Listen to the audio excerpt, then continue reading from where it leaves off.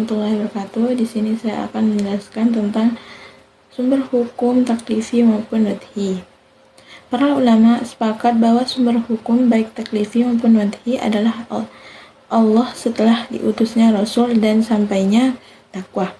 Sumber hukum yang diyakini baik berupa nas dari Al-Quran dan Sunnah maupun dengan perantara ijtihad ulama. Karena sesungguhnya mujtahid itu adalah penjelasan atau penerangan hukum dan bukan pembuat hukum. Ulama berbeda pendapat tentang apa yang menjadi pijakan sehingga para mukallaf tertaklif hukum. Asy'ariyah yang mengenalkan hukum adalah Rasul sehingga hukum tidak berlaku sebelum diutusnya seorang Rasul. Mu'tazilah akan memiliki kemampuan mendeteksi baik dan buruk sehingga ia mampu mengetahui hukum yang dikehendaki Allah. Perbuatan mukallaf yang berhubungan dengan hukum syara baik iqtida, takhir maupun wada. Contohnya aqimus sholat menunjukkan wajibnya mendirikan sholat, dan contoh yang kedua wala taqtulu an-nafsi menunjukkan haramnya membunuh jiwa. Dan syarat mahkum fih atau bih, yang pertama ada materi hukum sudah benar-benar diketahui secara sempurna sehingga tergambar maksud syarak yang diinginkan.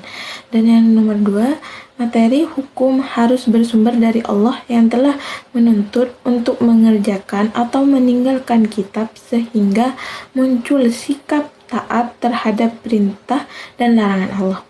Dan yang ketiga, materi hukum mungkin dilakukan atau ditinggalkan. Artinya, taklif tidak sah jika mustahil dilakukan.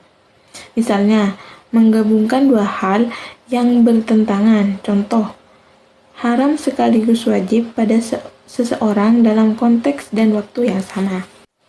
Taklif terhadap sesuatu yang sudah dikerjakan, salah satu syarat dalam taklif hukum adalah kemampuan mukallaf. Perkara yang susah terbagi menjadi dua. Yang pertama, al-mashkutul mu'tadah, yaitu kesulitan yang masih bisa diatasi oleh manusia. Artinya kesulitan ini bersifat biasa dan tidak membahayakan. Contoh, sholat, puasa, dan haji. Dan yang kedua, al-mashkut ghairul mu'tadah, yaitu kesulitan yang susah bahkan tidak mungkin diatasi oleh manusia secara kebiasaan atau normal. Contohnya, haid, sakit, perjalanan, dan kelaparan. Adapun seseorang yang berkaitan dengan kitab Allah yang kemudian dinamakan mu'allaf, syaratnya ada dua. Yang pertama, mu'allaf mampu memahami dalil hukum yang tertaklif, karena taklif adalah kitab Allah yang tidak mungkin dilakukan pada orang yang tidak tahu dan tidak paham apa arti tersebut. Dan yang kedua, mukallaf memiliki kecakapan atau kelayakan dalam melakukan perbuatan hukum, baik dari sisi akal maupun pemahaman. Dan ada macam-macam ahliyah. Yang pertama ada kelayakan manusia dilihat dari eksistensinya sebagai makhluk hidup yang memiliki hak dan kewajiban. Kondisi ini dimulai sejak dia memiliki ruh sampai mati tanpa melihat jenis kelamin, tua, muda, janin maupun sudah mati. Hal ini kemudian disebut sebagai fitrah manusia. Dan yang kedua ada kelayakan seseorang yang mempertimbangkan faktor ucapan dan perbuatannya yang dapat menimbulkan konsekuensi hukum. Dasar dari kelayakan ini adalah tamyiz. Al-ahliyah di sini dibagi menjadi dua. Yang pertama ada al-ahliyah al-wujub. Di sini hanya mendapatkan haknya saja seperti janin yang masih ada di dalam kandungan ibunya. Contoh lainnya seperti mayat yang masih terikat utang piutang. Dan mendapatkan hak dan kewajiban secara sempurna. Kelayakan ini dimiliki sejak dia dilahirkan sampai dia mati. Kelayakan ini khususnya pada manusia yang normal dan berakal. Dan al-ahliyah yang kedua ada al-ahliyah ad-da'u yang ditetapkan pada manusia dalam masa tamyiz sampai balik karena kurangnya akal. Dalam konteks ini, yang tidak memiliki kelayakan juga termasuk di dalamnya, seperti orang gila, dan ditetapkan pada manusia yang sempurna, manusia yang berakal dan baligh.